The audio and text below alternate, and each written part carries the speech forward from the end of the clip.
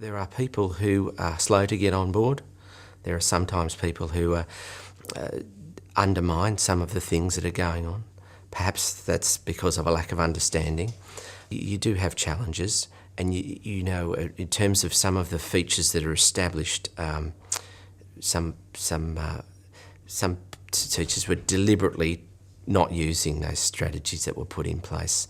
As a principal, you've got a responsibility to the whole school, but you also have, I think, a unique responsibility to that individual child. So sometimes you have to put yourself out there and fight for the children, fight for their rights to be able to be sustained. But that's not easy.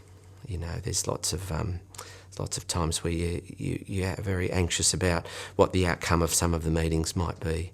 But in all, if you're acting out of good motive, I think it's easy to sleep with at the end of the night. The main resistance you would get is based on fear. It can be that the family fear for their child's safety in the school environment. It can be that the students feel uncomfortable themselves. Other students aren't sure how to deal with different situations.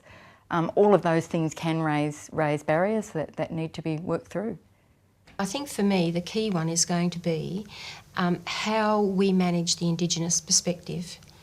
We have one student with an ASD in our school, quite high needs, and often I'm very conscious of whether we're meeting his needs culturally and some of the sensitivities around his Indigenous nature and his ways of learning.